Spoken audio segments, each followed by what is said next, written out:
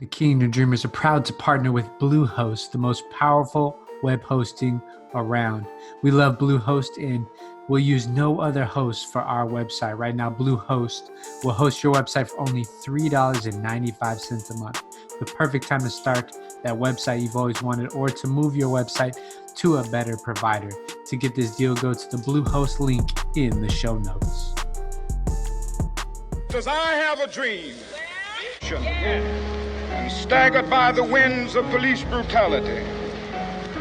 You have been the veterans of creative suffering. The ballot or the bullet is to either ignore them or to deny them without giving details. And we stand together to win the war. One small step for man. Yes, we can.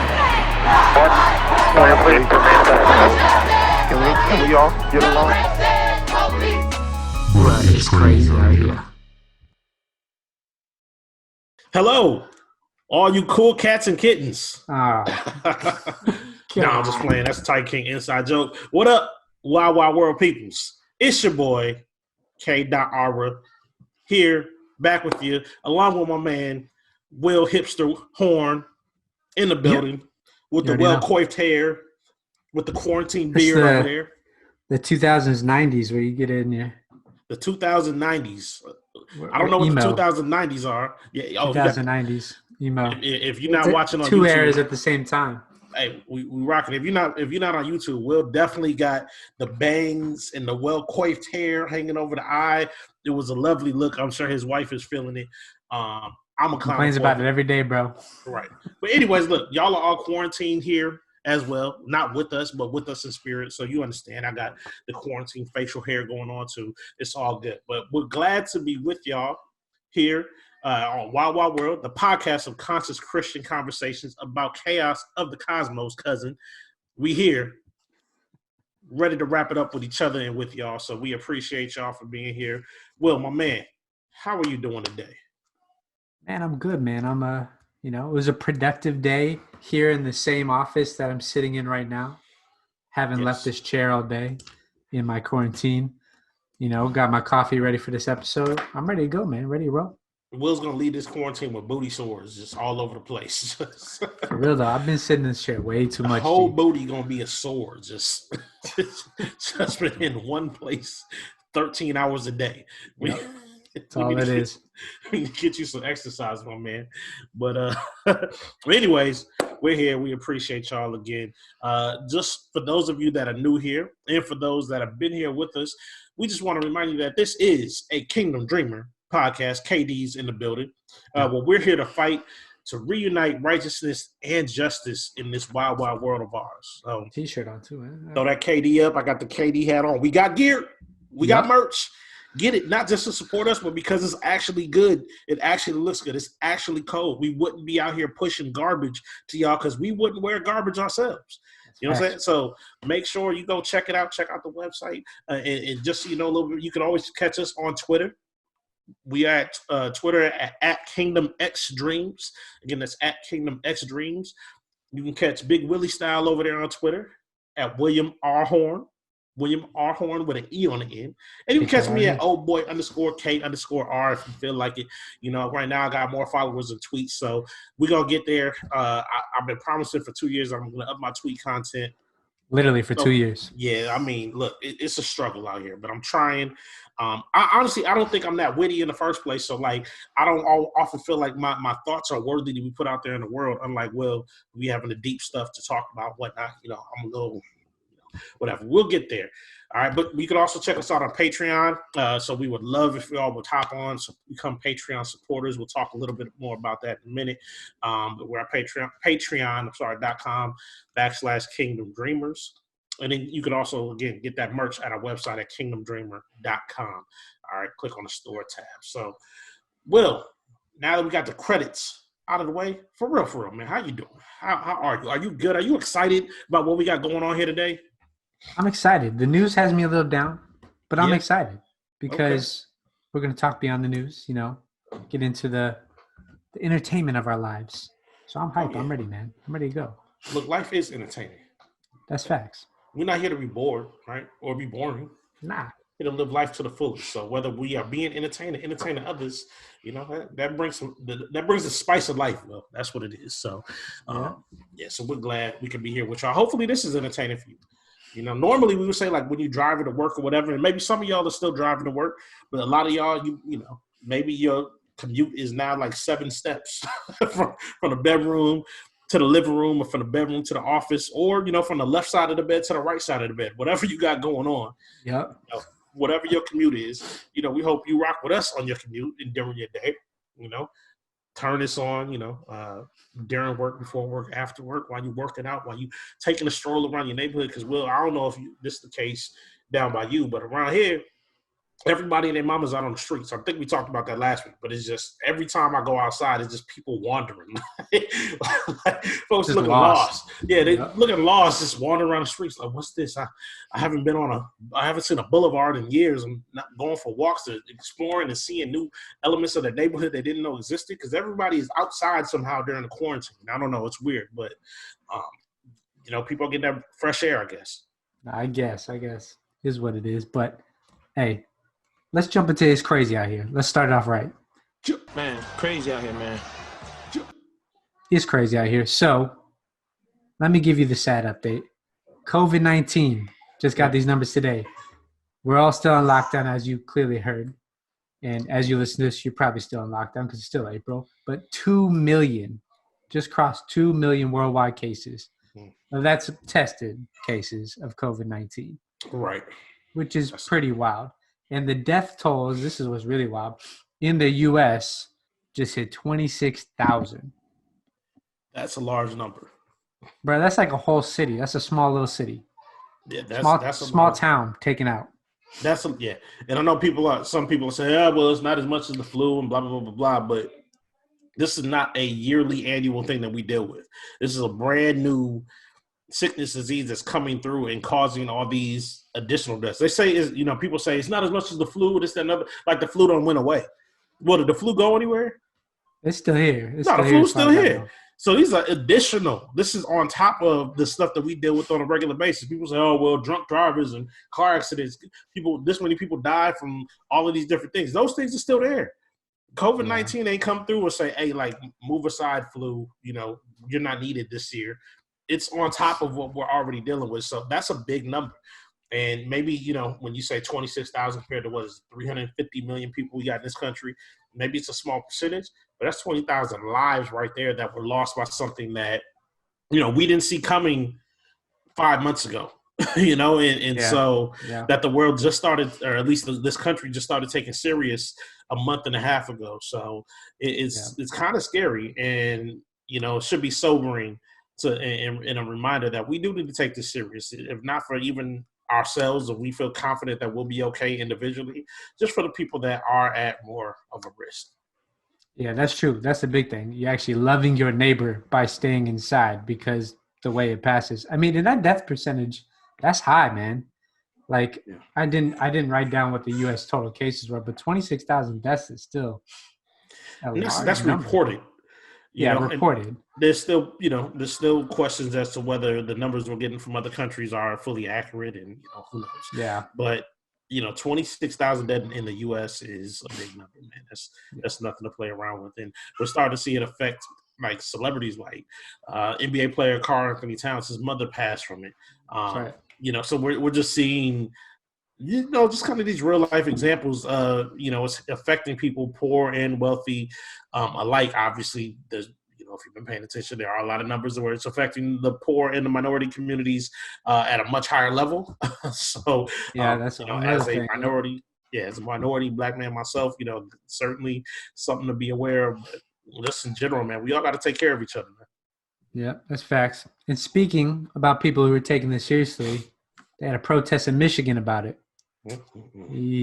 So in Michigan, and they had it in other states too, including Kentucky, where I currently reside, but the Michigan one's the one blowing up. And the hashtag was Operation Gridline. So it's supposed to block off the Capitol, say, hey, we want to open back up the country because we can't dye our hair or plant grass seed in Michigan. which was literal quotes. I'm not even joking. Yeah, I just question like what is the? I mean, obviously we see the end goal, but do you really think this is going to work? Do people that's out there protesting really think like, look, if we go bother these people at the state capitol enough, they're going to do what? I mean, what does open up the country mean? They're going to affect the national companies and organizations that have shut down operations, the stores that have shut down operations. Like, I'm all for people protesting to express themselves, and people, protesting and to demand what they feel is right. But this just seems stupid. I mean, there is an epidemic. There is an epidemic going on. I mean, you can not like it or whatever, but 26,000 deaths is 26,000 deaths. So y'all being out here protesting is not helping anybody. Right. Yeah. No. Well, and that's the thing. It's like we're all for protest, free speech. That's all cool, and I could even understand you frustrated. You may have lost your job, all these type of things. But what is literally going to change? Like, I don't know. All I see from it is like this American exceptionalism at its finest, rebounding back on our head, that we're so arrogant and we haven't experienced anything like this in America for some generations, right? No. So it's like this level of privilege is so much that you can't be denied a haircut. And clearly you can see I need a haircut if you're on YouTube, but we can't, like something simple like that. Like, that's the reasons people were given for being out here. And then the second biggest reason was they support Trump, and Trump clearly makes it seem as a hoax. Yawn. So, which is nothing new to us, right? Wait, look, I mean, let's be real, man. Like, how much grit does this country have, just as a whole, right? And, there is this American exceptionalism. We know America is great in a lot of ways, and economically has been a powerhouse. But let's be real. In the last I guess it's the 21st century, but in the last 100-some years in the world, Americans have never really had to take it on the chin. Now, that ain't a bad thing. We're grateful for it. But you look to Europe, all those countries have been, at some point in the 20th century have experienced, things like mass killings and raids and invasions and all that stuff in World War I and World War II. You look at our African nations that have dealt with all sorts of things, dealt with colonialism and whatnot. Even our Asian countries that have dealt with wars. Like, we haven't had war on our own soil. We haven't had mass famines and starvations and things of that nature since, the Great Depression and the Dust Bowl. And even that, I mean, the Depression certainly hit a lot of people, but, it was on some level hit, just one part of the country more than others when we talk about the Dust Bowl and things of that nature. Right. So we don't even necessarily have kind of the institutional or generational grit kind of handed down from us. People talk about the greatest generation, toughness and how they dealt with things. But that was however many generations ago. Those are our grandparents' parents, at this point, or, or if not our grandparents themselves. And so it's just, this is something new and we're not used to this. So as Americans, we kind of feel like, look, it ain't supposed to be like this. Like, the government can't tell us what to do. We've never had it where we've had forced evacuations or the government has had to limit our food intake and things of that nature, in order to get food out to the front lines. Just stuff like that you see throughout the world in history. We in America, we've been pretty sheltered to these sorts of things. And, hey, it's been a blessing. Lives have not been lost in that way. But we're not used to, as you said, dealing with things of that nature where we're all having to sacrifice for the greater good. That's not been kind of the American way of life. We're very individualistic around here. So this whole greater good thing we ain't really about that life. No, yeah. And if anything appears to tread on any type of freedom, then it's definitely government conspiracy and all this other stuff to, take over and put us down. Freedom is the holy word in this culture. It's definitely a holy word. Yeah, I mean, I don't know. All the stuff I saw, because I got on Twitter, saw it was trending, saw some of the videos, and it's just like, the stuff that's being said just doesn't make sense. Like, we're dealing with disease. We're not dealing with, anything else. Like, and you have to do something about it. And, I mean, the demographic, and this speaks to the heightenedness of the privilege, but then also the politicizing of a disease, which is absolutely wild, right? Mm-hmm. The high demographic was white, middle class, clearly Republicans waving Trump flags and Confederate flags. Yeah. Look, you and I are fairly I don't know if bipartisan is the right word. Is this kind of even nonpartisan? We're independent. Yeah, we're truly independent. And we'll talk about Trump, but this is really a Trump thing. Like, I mean, that's the problem. He's the one that really kind of started weaponizing all this months ago when they first started talking about it. He's the one that was throwing the fake news stuff, and they're just trying to get us hyped up, and people follow suit. Like, if Trump wouldn't have taken the approach that he did, this would not be the political issue that it's turned into. It's kind of silly, obviously in hindsight of 2020, but looking back on it, like this isn't a hard call. As far as things that presidents should have to deal with, this shouldn't be that tough. Hey, there's a disease popping off. We're a little worried about something new. It looks like it can really hurt people. Let's make some preparations. Let's make sure that we keep each other safe. And he, going off into this whole, no, you trying to make us panic and trying to get everybody riled up and warn with the news stations and websites and all of that. Like that's why all of this is going on. That's why people are out there waving Confederate flags right now, trying to get the country, which doesn't make any doggone sense. Like what does a Confederate flag have to do with quote unquote opening our country up? Like the flag of a nation that was defeated and then assimilated back into another nation is somehow supposed to represent our freedom? Like what? Yeah. Well, and that's what I'm saying. I think it shows the true heart of this protest, because it seemed like depending on the video I watched, right? And I watched through a series of a bunch of them before we jumped on here. It was either people, like I said, mad about really ridiculous stuff, or literally were saying, I'm out here because I support Trump in America. God bless America. So it's like, I ain't never been on the streets because I supported a political candidate or a person in office. Why am I on the street for supporting anyway? So it's like there's something else going on here, and it's truly, politicizing a disease and then finding a way to, I don't know. It's just really wild. So it was one of the wildest things. And they did it here in Kentucky too. They're doing it in other states. People. I can promise you one thing, Will.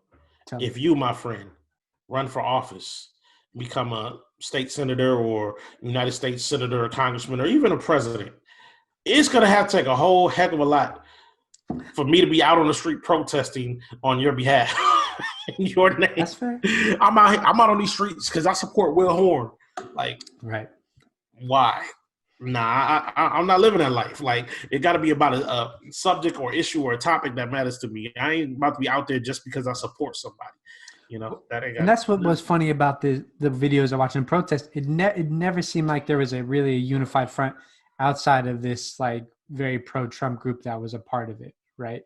Because it was like cats would be like, yeah, the media is hyping the disease, all while they're still wearing a mask, right? Like all sorts of crazy stuff. So I don't know. It doesn't make much sense. It's certainly not logical. It's not loving your neighbor, and I don't think it's going to change anything for the better. That's like they're putting hormones in our food to try to kill us while you eat a cheeseburger. Like, yeah, exactly. Yeah. That's what it is. So I don't know. I don't know if I have anything else to say about it, but it's crazy. So the official Wild Wild World Kingdom Dreamer stance on the protest is, I don't know. Stay inside. It's crazy out here. Yeah, it's crazy out here. With that, let's jump into a new segment. Are you entertained? Are you not entertained? Are you not entertained? Is this not why you are here? Presented by that drop. You like that drop? It was a good drop. I like that. Presented by. So this is our segment. Are you entertained? Presented by new sponsor Fandango. Ooh, if you want, pick up a gift card for after the COVID-19 lockdown, so you can go, with your girl, whoever, to go see a nice movie. Maybe give it as a gift, but click the link in the show notes. Pick up a gift card. You help support the show and prepare for movies whenever that comes. And that might be next year. We don't know. Get that gift card now when you get that stimulus check that done came in, because we know what's going to happen is once everybody get off of this quarantine, you're going to go out to a steak dinner. You're going to treat your lady or your man to something. You're going to go to the store. You're going to start shopping. All your drawers got holes in them, because Kohl's is closed and all that. So your money going to be a little funny. We know it because everybody going to be out there. So get your gift card now because you're going to want to go to the movies. I think there's a Mission Impossible movie coming out. No, it's a James Bond movie coming out. There's movies that's coming out soon That'll be out in like June, July that you're gonna want to go see. So get that gift card right now, so you know you got the money there. You ain't got to worry about it. You know, you're gonna be there opening night as soon as you're ready. So there you go. Hit the link Top for that. Fandango in the show notes. But this is our segment, Are You Entertained? So, Kellen, what's been entertaining you lately? Carol Baskin. Hey. Look, I mean, let's be real. There's been a lot of stuff. You know, we're all out here, or we're all stuck in here quarantine, right? So, like, you might be like, Will, maybe you're a workaholic. You're like, great, I don't have to go anywhere and talk to people or whatever. I'm going to work, 23 and a half hours a day, and maybe that's you. But a lot of people, even if you're working from home, maybe your your workload is a little bit decreased. Maybe you do work, but you can't go out anymore. So when you come home, you're just home every night. The things you used to do, even if it wasn't just stepping out, maybe you went to like life groups with your church or have poker night with your buddies, whatever. Like, you're just in the crib, right? So a lot of people are entertaining themselves. They watching more shows, we binge watching stuff. Maybe you're reading books, maybe listening to more podcasts, whatever. So yeah, there's been some stuff I've been watching. We're not going to turn this into a Kellen recommends segment, but I definitely been catching up on some shows. There's a show on HBO called Succession I started watching. It's extremely wild. It's wild. It's a popular show. If you're interested, look it up. But that's a wild show. I can only watch like one every 2 days or whatever, because it's a bit much. Wow. I finally started watching Ozark. Somebody put me on. People been telling me to watch Ozark for really months and months and months. Like, hey, you should check that show out. So I finally started watching that. That is dope. Kept me engrossed, so I've had to like parse that out. I try not to get caught up in just watching these shows like 7 hours straight, right? So that's dope. Fair. Yeah, there's little stuff here and there. Watching the show 30 Rock used to come on, NBC, classic comedy, whatever. But more than anything, Will, the thing that not only caught my attention over these last couple weeks, and just really the world's, Will, is Tiger King. Like, Tiger King is one of the most amazing pieces of television that I've seen in a long time, and it's just perfect. It's like you couldn't do it any better or any worse somehow at the same time. I don't even understand. I couldn't even verbalize to you what I like about the show, or even what I don't like about the show. Like, somebody described it as it's an unspoilerable show. Like, it is completely resistant to spoilers, because I can tell you something that happened in the show. It will blow your mind. And then I will say, look, there's 27 other things just as wild or more wild than this crazy thing I just told you. And even though I told you the crazy thing, how we got to the crazy thing is still going to be ridiculously entertaining. So, Will, I know you started watching it a little bit. I've tried to shame you into watching it completely. You haven't done it. But what do you think, man? Why is this show so popular?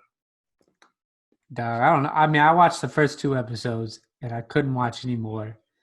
You couldn't watch? I couldn't. Like, it's too wild for me. Maybe it's just my personality. Like, it's really, really, like, nonsensical wild. And it's too cultish for me. That always, like, gets me. Like, there's too much, like, cult vibe in it.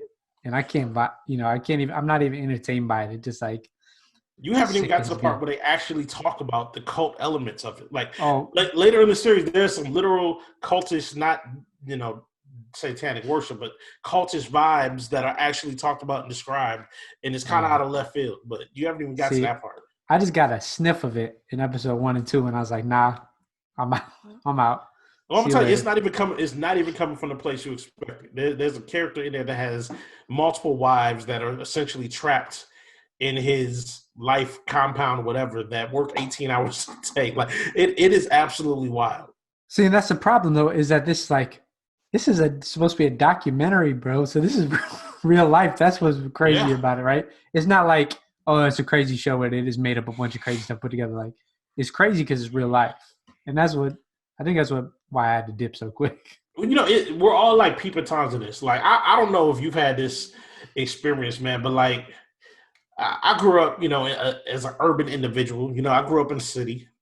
I grew up in South Minneapolis and lived a fairly whatever city life. Like, I saw some crazy things, did some somewhat crazy things. Saw some crazy people, right? But the life I lived was not necessarily crazy, right? And so when I see these documentaries and they're describing these lives of people that I didn't think were real. I shouldn't say I didn't think were real. It's just wild to me that people live in these ways, that there are people like Joe Exotic, and then there are people like the people that work with him and around him who live in the way that they live, not just in terms of the poverty, but just the utter ridiculousness of everything. It's just fascinating to me. It's absolutely fascinating to me. And listen, I'm not trying to fetishize, poverty or whatever, right? But it's a look into a part of society that you kind of hear about, you kind of know exists. But until you see it, I didn't grow up in rural America. I don't have a lot of experiences with rural America. Out in the middle of nowhere, Oklahoma, or even in the deep South. Like my pops is from the kind of deep South, but it's Miami, right? And most people wouldn't consider Miami the deep South. Well, the part of Miami he's from looks like a little Alabama town. You know what I mean? So it's kind of that, right? But it's still not that. It's still from it's an urban environment. It's still not that out in the middle of nowhere, backwoods type of life. And just seeing the type of way that these people live was just wild and fascinating to me. That my guess is a lot of people are connecting to that part as well. But they just look, we like drama. It's the sheer utter ridiculousness of the things that happen in that show. I mean, they spend half the show blowing things up. You know what I mean? Well, I know you didn't watch it fully, but they talk about how they keep the cost down of feeding the tigers and the big cats that they have at the at the zoo there. And he said he has a deal with Walmart where essentially the old expired meat they give to the tigers, which I'm like, okay, that's a little weird. You're feeding, tigers, ground turkey or whatever, right? But then they went and said the workers literally said we get first pick of whatever's on the Walmart truck. And you see these dudes that work there, frozen meat, happily digging through these trash cans full of expired old meat. And these are not clean looking trash cans. It's not like, oh, this is bloody, warm. They've been thawed, they're not frozen or anything. Yeah. Right? And they're more picking through oh, this looks good and this looks good and what up, and they at least on film, they sure seem to act like they were enjoying this life they were living. You know what I mean? Like one gentleman on the show said something like, hey, yeah, I used to be in jail or whatever. Now look at me now. I work with our trained tigers for a living. And then you later find out that my man makes $150 a week and lives in a trailer on site that doesn't have electricity, or I don't know about electricity, doesn't have working plumbing. And they showed rats running through there, and he's eating meat off the back of the Walmart truck and seems happy as a clam. What are we doing? You know what I mean? And if you haven't seen it, that is maybe number 97 on the list of the wildest things on the show. And I'm not trying. That might be like the tame stuff, bro. Yeah, that is the tame stuff. There were things that happened in that show that legitimately should have been full documentaries or full hour-long episodes about some of these events, and they just brush through them in 7 minutes and go on to the next wild thing. So, clearly America's fascinated with it because it's been number one on Netflix, top 10 for 2-3 weeks now. So it hasn't moved. It is a fascinating peek in the life. And look, and the thing is, we've seen this other type of fetishization. I mean, you see, there was a time when quote unquote hood movies were all the rage, and you're looking at people living that gangster life. We already know America fetishizes the Irish and Italian mob. People living that sort of life. Yeah. So anything that's on the margins of society, especially if it's well produced, is kind of gonna get our attention, especially about these little niches of society. Or is it niches? Is it a niche or a niche? These people that are training tigers, there was I forgot the name. There was a documentary a few years ago about I think it was SeaWorld workers who worked with whales and whale sharks, called Blackfish, I think it was called. Okay. It was hugely popular for a while. So anything like that, especially if it deals with animals, people pop in. And I talked about Tiger King for the last 5 minutes, and I haven't even really mentioned Carol Baskin. And she definitely killed her own husband and fed him a tiger. So, so there's that too. I've seen that on Twitter, so I haven't got that far. I don't know if I will get that far. But the Twitter consensus seems to say that she's the killer. She definitely fed her husband to attack her. And, you know, Americans, we love true crime documentaries as well. And podcasts as well. This just combines all of it, I guess. I don't know, man. It combines everything the public loves, and it is wild and kind of sad, but hilarious and extreme, and you kind of can't stop watching. Well, you can, clearly, but I can. Yes, I can. Well, I don't know. We'll see. We'll see if I watch more. I don't know. How many episodes is it? Not that many, right? It's like 6 or something. It's 7, I think, but they actually just released a new one this week, which I haven't watched yet because, you know, me and the wife try to watch. We watched that together, so, you know, we want to make sure we watch this last one together. And, you know, we're trying to stay married here, so so you know, when you start a show with the wife, you got to finish it with the wife. So that's I'm trying true. To catch this last one. Made that mistake before. That's fair. All right. Hey, but piece of advice: anything you really, really want to watch, do not make a promise or pact or whatever to watch it with your spouse. You will always be frustrated because one of you will fall asleep or one of you will get busy or whatever. So if there's something you're actually trying to watch, especially now that people are binge watching, just watch it on your own. Like, do not make that mistake. If it's something you kind of mediocre on and you kind of want to watch or whatever, fine. But if you're like, oh, I really can't wait to watch this, do it on your own. That's fair. That's fair advice. I've made that mistake a few times in my life. So fair advice. But let's move past the Tiger King and let's go to a new segment. Not a new segment. Never move past Tiger King. Never. Tiger King is going to be woven throughout season 3 of the Wild Wild World show. It'll just come up. No, I hope it's not that serious, but it might be. You never know. But definitely is that serious. I had an idea. So we're going to try this idea out under our entertainment section here. Is Kellen posted like yesterday, I think it was yesterday, on Facebook, an old song that was put to Sesame Street as a music video, which was hilarious. I'm not going to mention the song yet, but it was like, oh, that's a song that literally always randomly pops up in my head, even though I haven't listened to it in, you know, at least 8 years or something crazy like that. It'll just pop in my head at any random given time. So I decided what we're going to do is list the top 5 as honestly as we can, not trying to paint any characters, the top 5 songs that randomly pop in our head for no reason, even though we never actually listened to it or at least haven't in some solid years. So that's what we're going to do. I don't know what to name this, but top 5 random songs. There's a Chris Rock movie called Top 5, you know, so we can go with that, you know. Steal off that. Yeah, he would. Chris Rock won't mind. He won't hear this. At least he won't hear this until 2027 when we blow up and he starts listening to our back catalog. He ain't gonna hear it right now. Right. So, hey, Chris, how you doing? Sorry we stole this like 7 years ago. But big fan to bring the pain. Yep. So, top 5. Here we go. Kellen, I don't know. Do this in reverse order if you can. So, here's the deal, Will. Here's the deal. We'll alternate. I sat down to make this list. Okay. And I thought I had a pretty good list.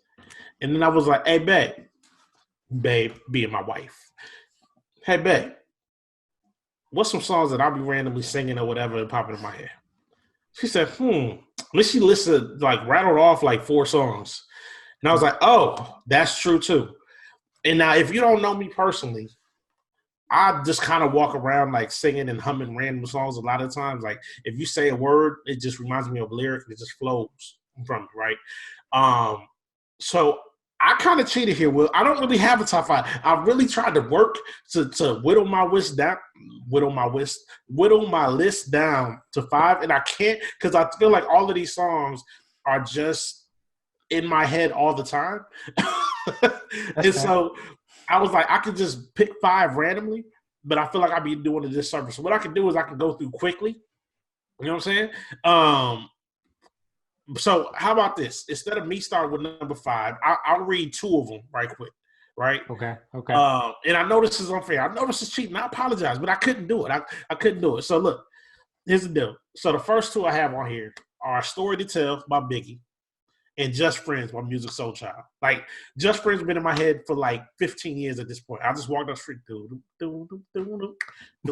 That's always in my head. And a Story to Tell, every time I hear a snare drum like that, I just start thinking of Biggie. It just pops into my head all the time. And if you know, disclaimer: if you're not familiar with these songs, feel free to look them up. We can't play them, but head to YouTube, Apple Music, whatever. Pop these names, and we got the names correct. But if you hear them, especially if you're of my generation, you know what I'm saying. So, Will, you're number 5. Man, so you said – so this is a question. This is interesting. So you described the songs as the beat pops in your head. Is it the beat or the lyrics? What's more prominent to pop in your head randomly? It's actually both, and it depends on the song. You'll see a lot of times it's like a piece of a song that I just kind of randomly sing all the time. Yeah. Like those two songs that just happen to be the beats in particular that are just always in my head. And actually with a story to tell, like I will often, when somebody says something about a story, I will often just say, I got a story to tell.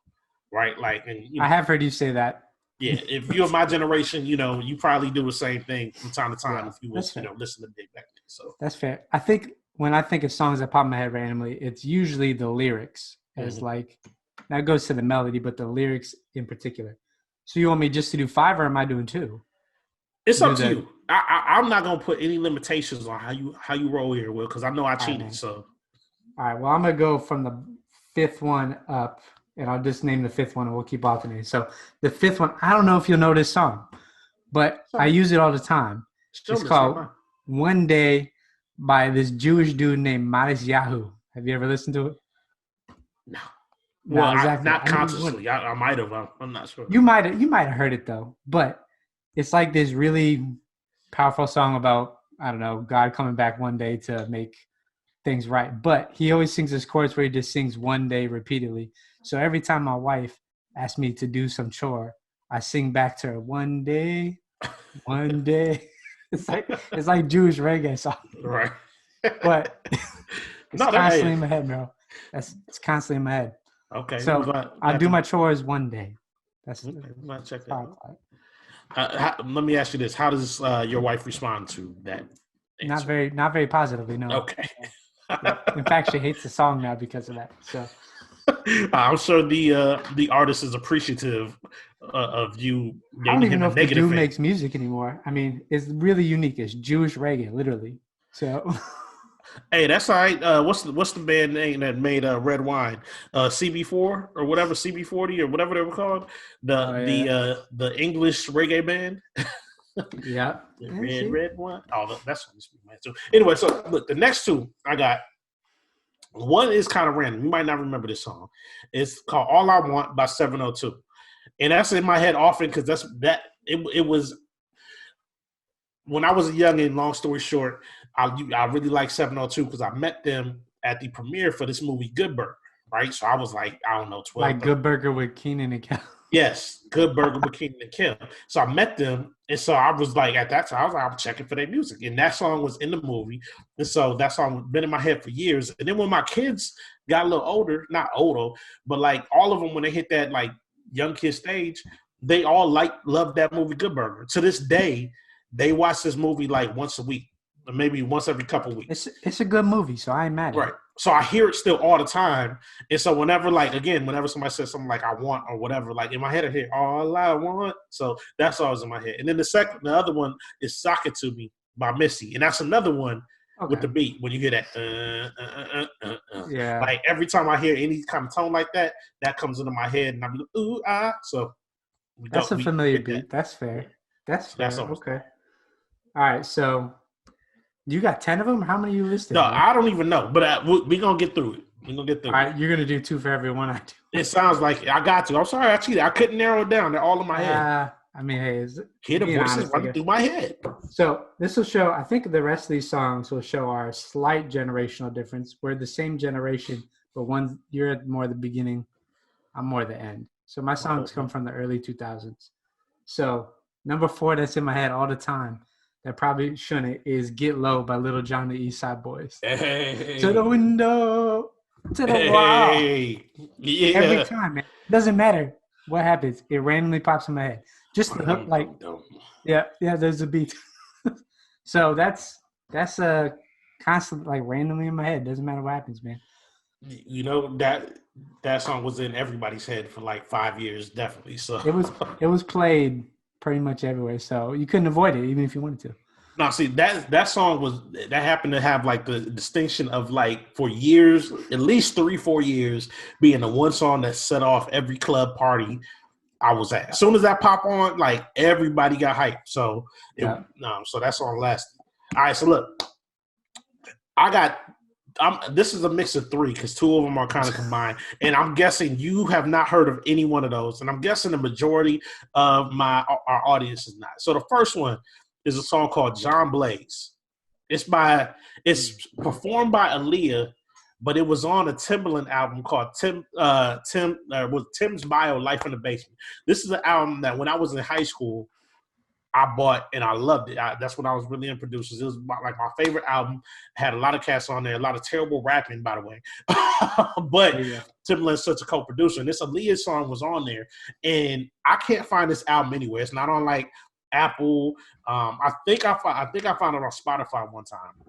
But it's not even an album. It's just most of the tracks from the album. And I don't even remember if John Blaze was on there. But you can find it on YouTube. But it's an R&B song. But it's just always in my head. So this song has been in my head since 9th grade because I love this song. It's one of those few songs. It's like one of my favorite songs. But it wasn't a single. You can't really find it. It's people just don't even know it. And it's an amazing song, right? Then I got 2 here. And I'm not ashamed. I'm a grown man. I'm proud of it, whatever. But backstory, I was watching a movie a little while ago, and the opening scene, there was a song. I was like, that song's kind of catchy. I was like, what's that? So I hit my Shazam app, and I was like, oh, that's a Meghan Trainor song. I know Meghan Trainor or whatever. That was dope. So now, when I hear a song I like, I just pop it on spot, get my Shazam. I pop it on one of my Apple Music playlists or whatever. And I just happened to be browsing through one day, a little while later, and I happened to play the album. Meghan Trainor's album. I was like, now I know like 3 or 4 of her songs. Like, they're kind of catchy. And I just listened to the album. And it's actually pretty dope, right? Her first album, at least. Other stuff, because I listened to it. She changed it, got a little pop. But it was kind of like 50s R&B. It was kind of dope. I like the style. So there's 2 songs that are now just in my head for the last month.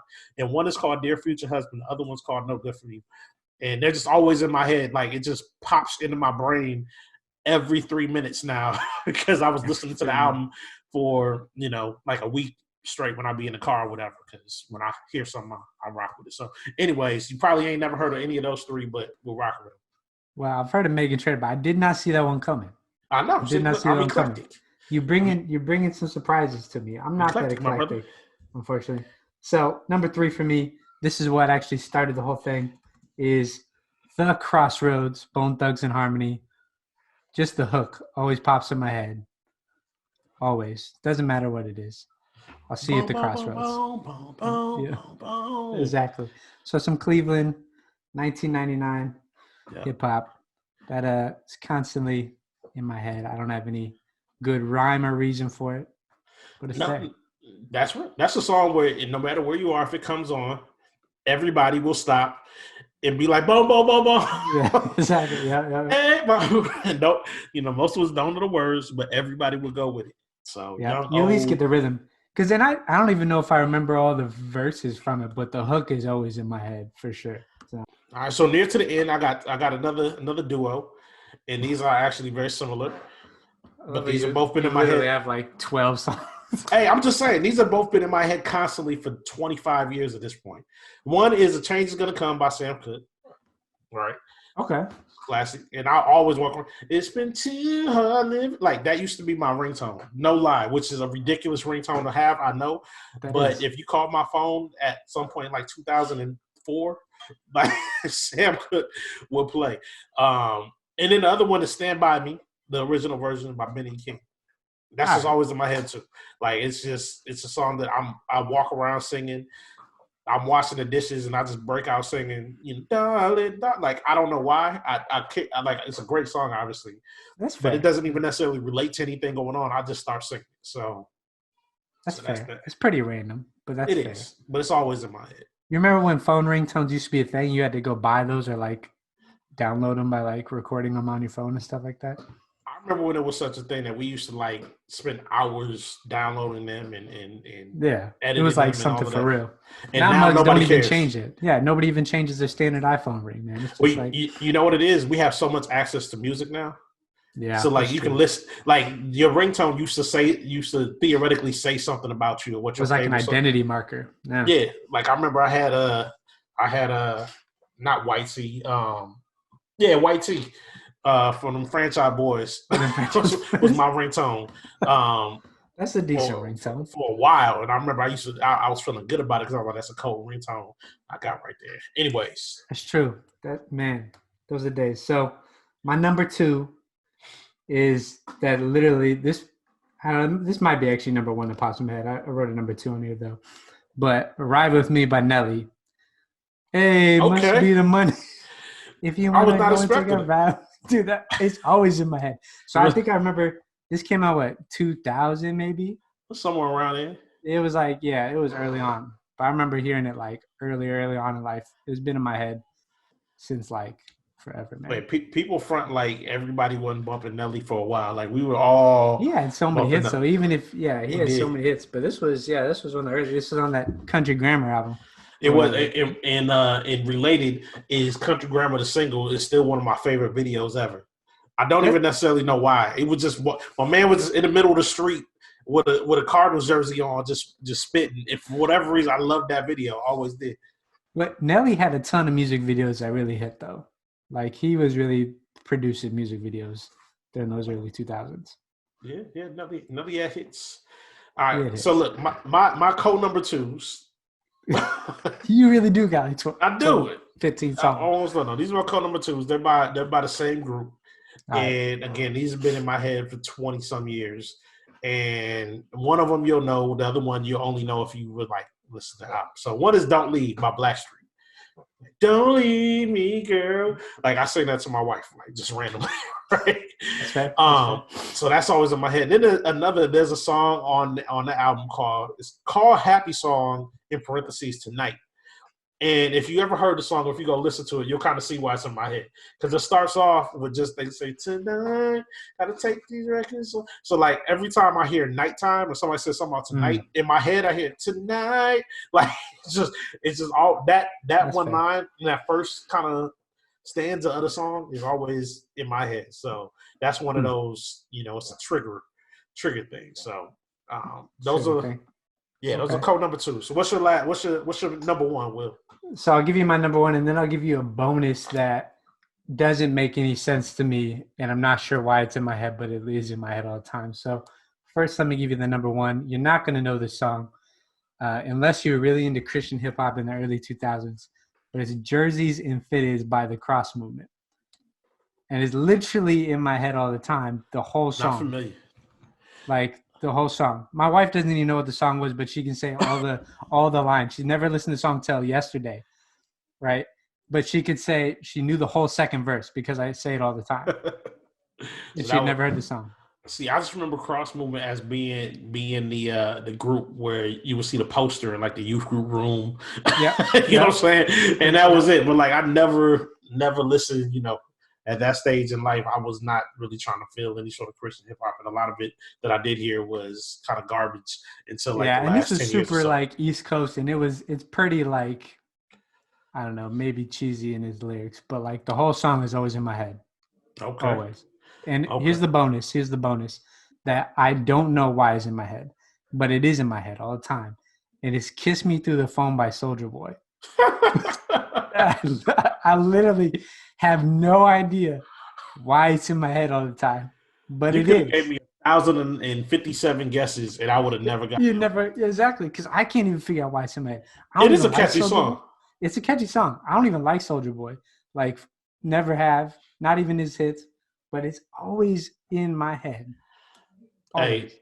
Real talk, at my wedding, when I got married, we told the DJ specifically, we gave him a list of stuff to play, and then we gave him a list of stuff not to play, because that was at the time when Soulja Boy was popping. We were like, don't play any Soulja Boy. We told him this. What happened? He played Soulja Boy. Why? Right away. Why? Yeah, because our kids who were like 13 at the time and actually weren't even our kids yet, because we hadn't adopted or brought them in yet. They were our little brothers, asked the DJ to play it. So he played Soulja Boy. We were seated. Okay, so look, my number 1 is actually just one. And here's the thing, Will. This isn't even a real song. But if you've been around me, If you've been around me, you'll know exactly what I'm talking about. Okay. So, because it's not a real song, I can't give you a title. But what I will do, I'm going to sing it for you. Oh, ooh, yeah. Ooh, yeah. All right. Casey, JoJo. That's true, I do though. that I think about once a week. I've definitely heard that at least 50 times since I've met you. So yes, that's all fair. the time. I don't even know. I think it came from an episode of Martin. And people they was either making fun of imitating Casey and JoJo. If you don't know Casey and JoJo, look them up. Yeah. And ever since I've been a teenager, me and some of my guys, my guy Matthew in particular, we be walking around yelling, "Oh yeah!" every once in a while. Whoever in the room, we just be yelling, "Oh yeah." So I don't know. Like I said, it's not even a real song, but that's fair now. Anybody that knows me is shaking their head right now, like, yeah, that's definitely number one for him. That's honesty. Well, there you have it. That's our Are You Entertained segments. No, that was probably like 20 minutes. Yeah. We might have to chop that down. Nah, but there's so much to be entertained by, man. We could do an Are You Entertained segment all the time, but hey, we need a little fun in this quarantine, so that's okay. Exactly. So tweet at us your top 5. Definitely. Major facts. Your top 5. But look, if you want us to chop it up about some other thing, tweet that at us, DM us, whatever. Respond on Facebook, wherever you want. Only your top 5, not your top 20. Like Kelly. I'm not going to cheat no more. I was trying this afternoon to break it down. I couldn't. So, and I realized I probably stretched this out. So I apologize, Will. Will's probably actually like low-key upset with me right now because I messed up the schedule. But yeah, I'll stick to the rules. But anyways, like I said, we're talking about entertainment here. So we definitely want to let you know another way to be entertained here. And that's through Stitcher Premium. All right, not regular Stitcher, Will, but Stitcher Premium. You can hop on Stitcher Premium. You can use the code Wild World and get free Stitcher Premium for 30 days. Not Wild World, just one Wild. Wild World. 30 days for free, right? So what is Stitcher Premium, you might be asking? Stitcher Premium is a premium subscription service to Stitcher that includes bonus episodes and exclusive shows from hit podcast hosts, early access to popular podcasts, and ad-free shows. So it doesn't matter if you like comedy, if you like true crime, if you like pop culture. There's shows like Comedy Bang Bang, WTF with Mark Maron, How Did This Get Made, one of my favorite shows, Criminology, or My Favorite Murder, or even Marvel's Wolverine. They do comic books on Stitcher Premium. Check it out. So, again, Wild World gets you free Stitcher Premium for 30 days. Beyond that, it's only $4.99 a month and $34.99 a year. So check it out. There's a lot of stuff on it, a lot of good content that you can't get just as a normal free Stitcher user. So check it out. There you have it. Stitcher Premium. Check it out. There'll also be a link in the show notes if you want to click that. And we're going to jump into another new segment that we're going to be rotating in. This will take up the second half of our podcast called Theology Corner, presented by Logos Bible Software, another one of our great sponsors. So. He has led my feet, guided me, protected me. I love to talk about him.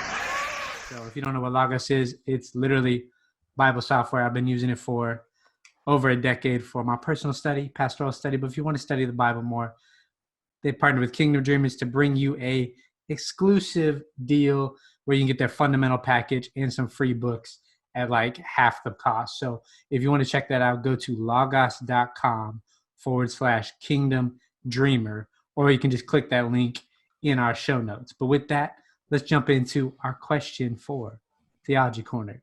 So Kellen, we're going to chop it up about the question that everybody's asking, or they seem to always ask. They ask to the point that it annoys me, so we need to handle it right here. Is why where in the world is Carmen Sandiego? Is that it? That doesn't annoy me because it just makes you want to go back to like being in third grade playing computer games. But okay, that's a fair question as well. But why millennials aren't going to church?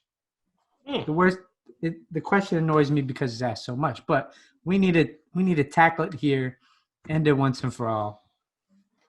Why millennials don't go to church? But first, let me give you a caveat before I hear your thoughts. Caveat away. Here's the caveat. We actually have to define what millennials is, because people use millennials like in reckless abandon to describe anybody younger than them as, you know, a generation. But if we're talking about millennials, specifically millennials, that's our generation, Kellen and I, which is those between 1981 birth date and 1996. That's the widest range. So that means the youngest millennial would be 24, 25 right now. The oldest would be like 38, getting close to 40. So we're not talking about teenagers. We're not talking about little kids. We're talking about grown adults, people coming out of college, but also people that got a wife, house, kids, and a dog. So the whole generation. Whole 15 years. Generation, yes. Or known as Generation Y in the technical terms. So, Kellen, what are your initial thoughts to this puzzling question, why millennials aren't going to church? You know, it's such a puzzling question. There's whole books and studies and things on there. So, look, another caveat, you know, if you are really, really curious about this, there's a lot of resources out there, right? And I do not proclaim to be an expert on this subject in the sense that I've studied it or things of that nature, though I have, you know, a little bit more exposure to it than most. I think to start off, the reality is the millennial generation is very, very, very different from the generations before it. And also, the church is very, very different from what the church was in previous years. So there's a lot of places you can go with this. You know, one thing we've talked about quite often in the church is no longer a community church, right?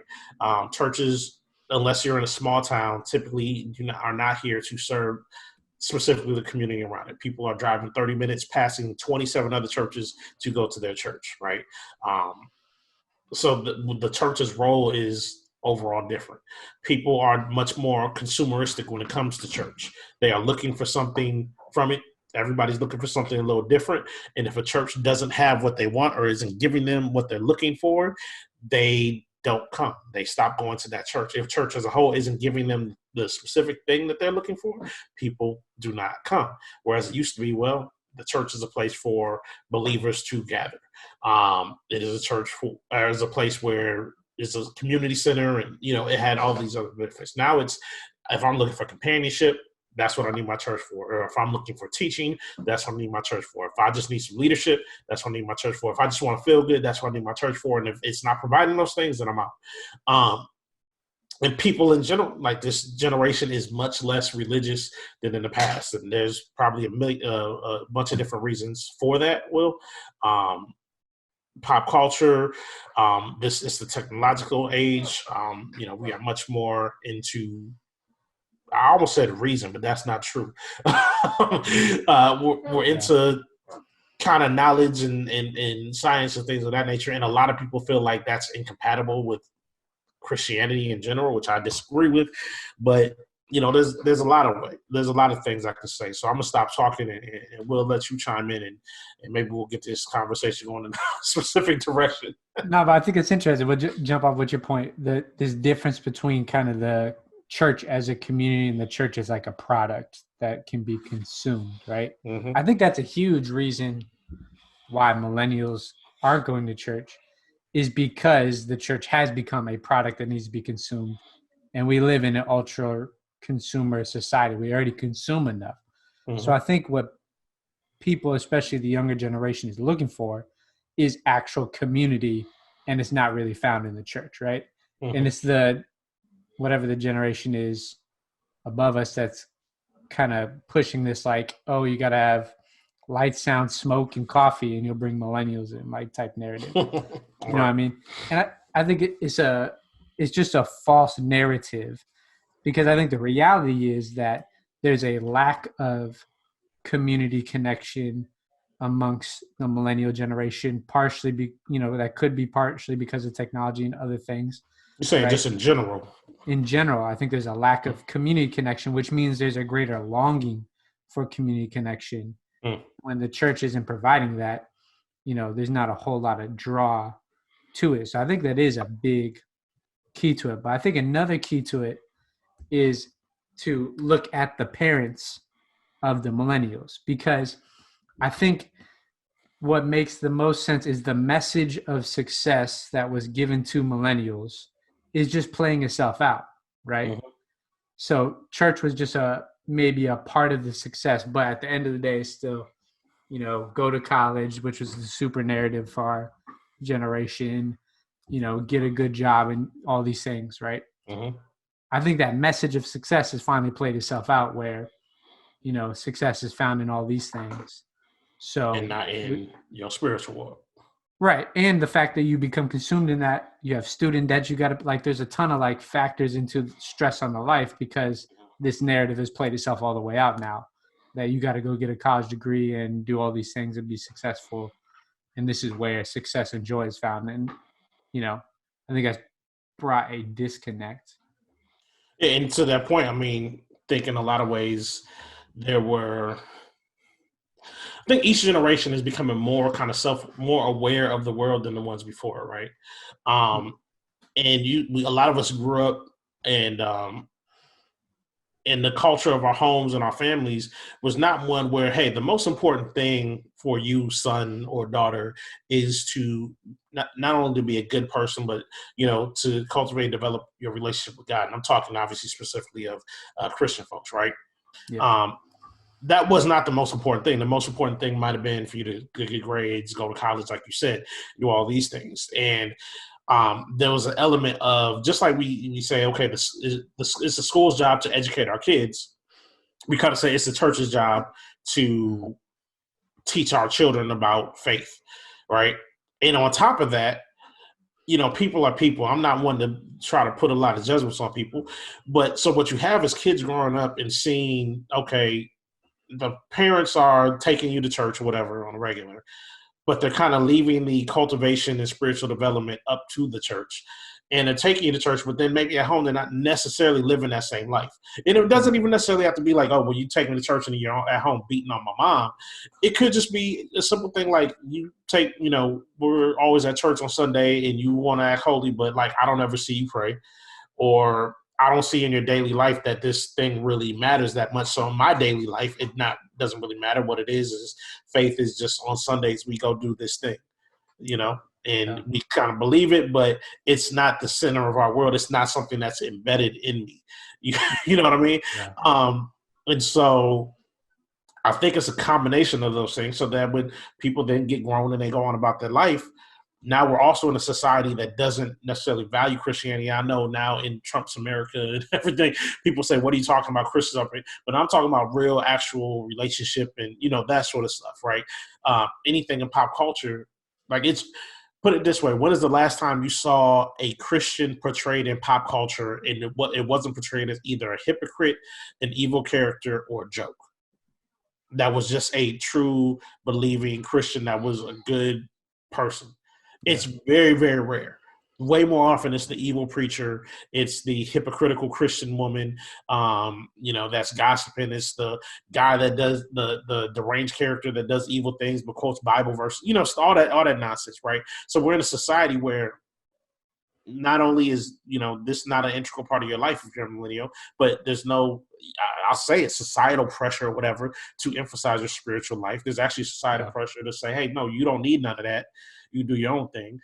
And so it just leads to people who aren't even necessarily feeling like they're rejecting God or Christianity, but it's not a priority. Going to the act of going to church is not a priority. And you see a lot of people say stuff like, I don't need to go to church to have a relationship with God. I don't need to go to church to be a Christian. And so I think all those things play a factor.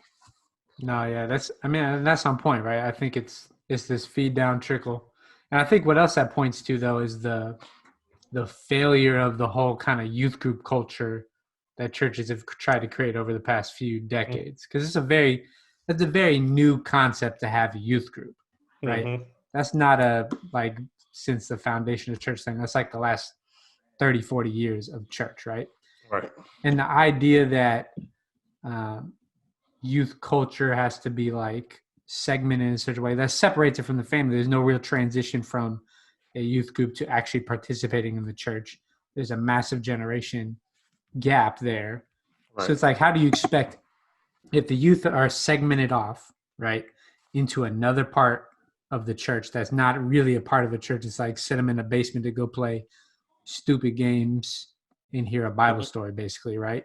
Right. And how do you expect when they turn 18 to then suddenly be hey, now I'm going to be part of the church, right? Because you never really were part of it. And I think millennials are the first generation to really be a part of that youth group culture and to see that it really wasn't that fruitful, right? Right. Well, it's a hard thing because, like, I think the thing that youth group culture does, as somebody that did grow up in it, is it does or it can create a sense of community within that group of kids, right? True, it's possible. I mean, that was my experience, right? Like, Yeah. there was a sense of community and belonging, not with the church, but with your other group. Like, it was kind of like a crew of friends or whatever group of friends. You know, I grew up, I had multiple groups of friends. Like, oh, this is my boys from school. These are my boys over here from church. These are my boys from the football team. Like, and a lot of times there's crossover, whatever. But, you know, you got these different groups. And I think sometimes that element is kind of beneficial. But it's hard because then the question is, okay, well, how do you raise young people up and raise them up in a way where their faith is strong and they want to stay involved and they want to stay around? Because the other element is, well, you know, you get a bunch of 14-year-olds sometimes sitting in church with the rest of the adults or whatever, and not the messages aren't always resonating. Like, there's just all of those things that come into play there. So it's like you don't want to segment them, but you don't want to hold them. And I think all that goes to show is faith in people's spiritual walk is not built on just sitting through a sermon on Sunday. Like, that can't be it. Yeah. You know, like, you should be able to be strong in your faith, even if you go to a church where, for whatever reason, the preacher doesn't move you with his sermons. Like, it doesn't move you emotionally or whatever, you know, or put it this way, if you're an elder in the church, yes, we're all still learning, but if you're an elder or older person or somebody that's very strong in your faith, and a lot of messages may be geared towards other people, whatever stuff that passages you've studied and whatnot, maybe that sermon isn't necessarily as feeding to you, right? But your whole walk shouldn't be based around just what happens on Sunday morning. And so what's happening is when people are failing these kids in this generation, you know, outside of Sunday morning in other ways in other areas. And so you see now people aren't coming to church, and you know, I think that's part of it. So no, I think that's good. Yeah, and that's the thing, is it's not that youth group is completely fruitless, and it's not that there's an easy solution for this gap, right? Mm-hmm. But yeah, I think you're right. Part of it is that we've made this the pinnacle of the Christian life, is like the Sunday sermon, right? Yeah. And that's supposed to guide everything. When it can't, it's one of the worst forms of, like, most people don't learn through lecture form, right? Right. People don't receive through. So it's like, literally, you might be, you know, really feeding, even out of adults, everybody, like a third, if you're lucky, of a church body through a sermon, right? So it's like the Christian life has to grow in how robust it actually is and where you actually are fed in that, which, you know, tells a lot about what you said earlier, right? The need for family ministry, like what's happening at home, all these type of things, right? Yeah, and I think another element too, man, is I think just Christianity in general has not done a good job of engaging with the culture, right?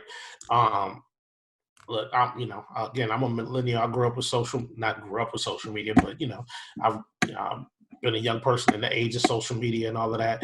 And I've had my share of Facebook and Twitter and whatever arguments with people, right? Or message boards. And the reality is people just don't engage. Like, there's a lot of, like, out there thoughts and beliefs that people have. And honestly, I think there's an element of people just want to be challenged. Like, a thing my wife and I started is a series called Let's Talk About It. And that's because we feel like the church often doesn't just discuss real life issues that people are dealing with, right? And so when you got a lot of millennials are of an age where everybody has a voice. Everybody can voice an opinion. But somehow when it comes to the church and Christianity, now the only person that has a voice is the pastor, right? We don't talk about stuff. We don't question stuff. Even if there's a moral thing that comes up, it's a pastor gives a sermon on it, and that's what you're supposed to take away and just move on. People want to talk and discuss things, right? Like, you even see the reality is you hear this a lot, where a lot of people say part of the reason they don't rock with Christianity is because of something having to do with homosexuality. Like, either I got gay friends or gay family members, and the church doesn't do this or does do this or whatever when it comes to homosexuality, right? When it comes to gay people. So I can't rock with Christianity because of some grievance I have with how I perceive the church treating homosexuality. Now, the thing is, I've had these conversations with all sorts of people on both sides, and I'll be honest, I think a lot of times there's a disconnect in what people think is happening and what people think many Christians believe or feel, or how they respond to things, and what's actually happening. But while the world, the outside society will talk about this, the church won't, or it only talk about it amongst itself, right? And so we don't engage with people, right? We don't engage with it. Okay, millennials, like, so a lot of y'all say, like, hey, I have an issue with how the church treats homosexuality. Okay, so what is the issue you have? What is the issue you have? What do you think, like, what actual beef do you have that's keeping you from the church? And you'll hear a lot of things, well, I have an issue with the church saying that all gay people go to hell. And you say, okay, well, is that what the church is saying? Is that what the Bible actually says? You know what I'm saying? Like, let's actually delve into that and then see the who, what's, where, whens, and whys, you know? And let's see what we're actually talking about here, because you have this perception that might not be true. Or maybe the perception you have is true, and maybe we need to deal with it and rectify it. But, like, millennials don't want to, we're not of the generation where we just want to be told, well, the sky's blue. Why? Because it is. You know what I'm saying? Like, people need to know. They need to be able to engage, and they don't want to go to a place where the pastor's necessarily just sitting on this high hill and speaks to us, and we just take it in and leave and go on about our business. No, they want to be engaged and talk about it and deal with it. And also, there's questions, because again, our outside society everything is pushing against Christianity, right?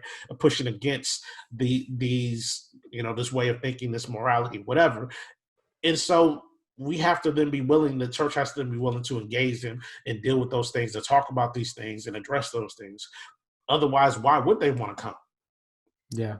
No, I think you're hitting some key, and it should challenge us to be willing to reform how church is done, right? To fit those needs, and that's part of the, you know, there's a balance to it, right? Traditions are not bad. They can be wonderful, great things when they're taught, but the being stiff in only tradition or only ways that it's done can be really limiting. So, I mean, it should challenge us to rethink, how do we do church?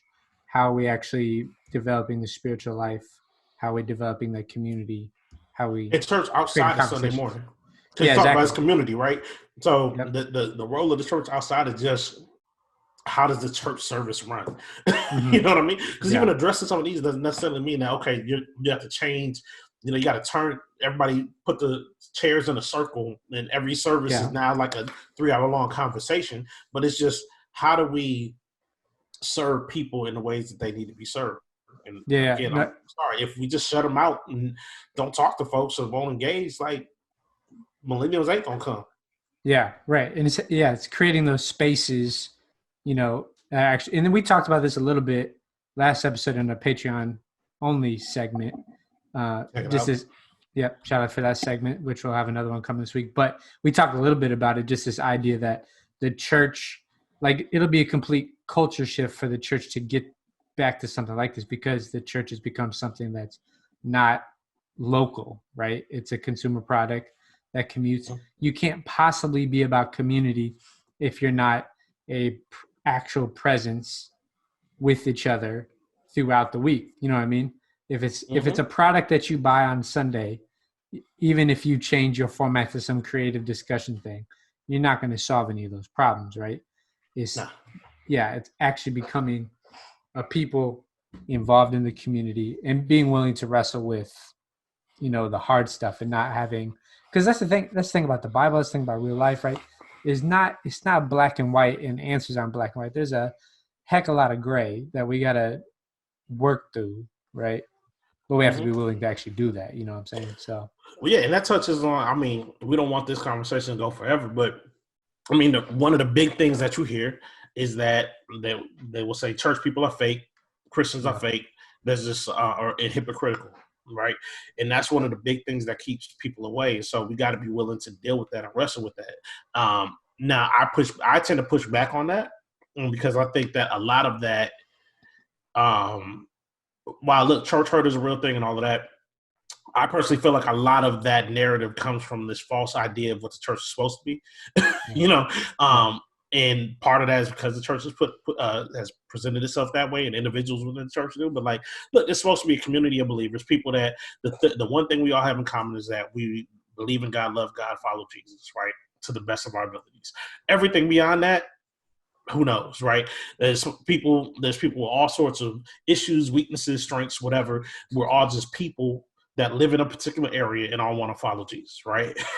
And I think a lot of people get caught up in the idea of church in the sense that there are a lot of people within church, Christians and older folks, that will turn their nose up on other people that live a different way or think a different way or whatever, right? But the idea of the church, the body, is supposed to be, hey, we're coming together with this one common thing, right? Like, heaven's going to be full of all sorts of type of people, and the one common thing we have in common is the love for God and the love for Jesus, and the giving of our lives to Jesus, right? And so anything beyond that shouldn't necessarily matter. We got all these denominations, and there's cultural and economic rifts and all these things that are causing these issues. But you see people say, I'm not going to church because those people are fake, because they're this, they're hypocrites, they look down on people, they look down on whatever. Yeah. And the church has to be willing to wrestle with those things, deal with those things, and also then engage with people that are feeling those ways. Even though, again, I think some of it is about a misperception of what the church is even supposed to be. Just because Sister Mary over there done says something mean to you, that don't mean the church is bad. That means Sister Mary got problems. And that's a Sister Mary issue. You know what I'm saying? Like, you wouldn't say, hey, Stephen at work was mean to me, so I ain't going to work no more. You know what I mean? Right. And if being a part of a body is important enough to you, you will deal with those things and work through those things, because, again, you're dealing with people, and you can't escape from people. So I think that, to wrap up the conversation, I think that points to the important principle that there's a lot of things in the church that need critique, but you shouldn't be able to critique those things, and you can't critique those things unless you're actually committed to the church, right? People love to be critiques of everything and systems, but you cannot truly critique or do anything unless you're committed to it, unless who said that? Gandhi said that, right? You be the change you want to see, right? Right. It's the same thing. Like, if you're not committed to the church, you have no right to critique it. If you are, there's plenty to critique, and let's work together to change and bring about change that represents, the truth of the gospel. But for real, if you ain't in it, don't say nothing. Yeah, not to belabor that point, but like, one thing I just saw the other day, and this pisses me off every time, is this whole idea that all pastors are just crooks and thieves or whatever. Like, there's a message board I'll be on, and they were asking, like, basically, should pastors be paid? And a lot of people on there that ain't Christians or whatever, like, nah, pastors, why would you pay a pastor? If they really cared about the doing. And it drives me crazy. I know you a pastor, so you might not even feel like you speak, but I'm like, y'all ain't even in the church. Y'all aren't Christians. You don't care about these things. So why are you running your mouth talking about, oh no, they shouldn't be paid? You don't care about what they do. You're not a beneficiary from what they do, right? So for you to feel like, oh, you got this opinion about, well, what they should or shouldn't be paid is ridiculous, because you are not somebody that benefits from that, or even you don't even necessarily understand the benefit. You'll see when you talk to people like that, they don't understand what it is that a pastor actually does, or the time that they actually put in, but they still want to run their mouths about what they should or shouldn't be paid. And they also treat it like, well, pastors are charlatans, and these Christians are idiots for giving them their money. Like, we're just saying, here, go buy a boat, pastor. That whole element of the economics of it drives me crazy. As somebody that has known many pastors, been related to pastors, whatever, and I see the work that they put in, I understand the stress and all the things that come with it, and the hours and time that is put in to being a pastor of a congregation, even one that is not huge. It drives me nuts when I see that. And does that mean that there have never been pastors or preachers that are kind of take advantage of that? No. But there's a fundamental understanding about a lot of this stuff too. Like, a lot of these mega preachers, people see that I live in these big houses, like, these people are writing books and doing things, and they're getting paid for this stuff. They're not getting necessarily millions from their congregation, a lot of them. They're getting paid from the books they do, the speaking engagements they do, all these things, just like anybody else that writes a book that is popular, that sells, or goes on speaking tours or whatever. Like, people are willing to spend their money to go see somebody give a presentation or speak. They make money. Why are we hating on that? It drives me crazy. I'm sorry. We'll move on. That's fair. That's fair. And yeah, I think that, maybe that is the critique towards millennials as well, is that, you can't critique it until you're committed to it and diving in with it. And then we can start to bring about change. Yeah, stop And buying into certainly narratives. And that's the thing is we can't be buying into narrative. Like there's so many people that are going to pimp Jesus in the church for their own stuff. We've seen that all. We could talk about it all the time with, even the ties with Trump and American politics and all sorts of things, right? So prosperity, it's out there. But to take those narratives and then read them on the church, you're not really engaged with it. So yeah, let's bring about the change we want to see, but you got to be committed first. Change and hope and change. There be Obama 2024. Michelle could come back around. You know what I'm saying? There you go. Yeah. Anyway, but so we're gonna wrap up for the normal segment, but we do have another new segment we're going to introduce you in the Patreon exclusive happening right after this. But if you want to check it out, you can go to patreon.com/Kingdom Dreamers. You can join any tier and you'll get the exclusive content of Wild Wild World. That just helps us continue to create, because creating it free, we love to do it, but it costs us money. So we want to be able to bring you more content. I appreciate the support. You get exclusive benefits, join the community. There's all sorts of other benefits too, but one of those is the exclusive content. So we're about to jump into some Patreon only. We're going to do a real life pick'em today, kind of like draft. It's going to be fun. It's going to be good. So check it out, Patreon exclusive. But with that, I don't know. You got any closing words, Kellen, for the non-Patreon people?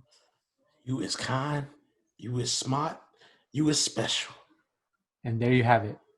Those are the closing words from Kellen himself. We'll see y'all next week, season 3, episode 3 next week. See you on Patreon. Adios.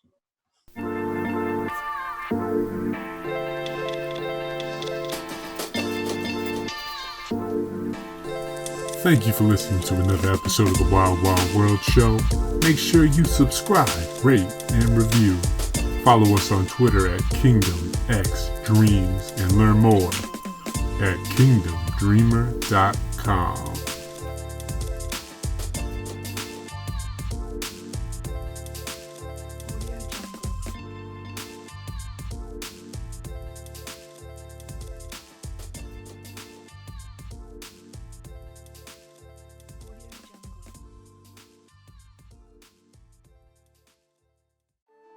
We are proud to partner with Fiverr, the online marketplace for freelance services to get stuff done. If you have any business or creative needs, you need to check out Fiverr. Whether that's a logo design, website optimization, social media boost, video production, you can find it all on Fiverr. We as the Kingdom Dreamers have used them for many other services and plan to continue. Check them out at the link in our show notes.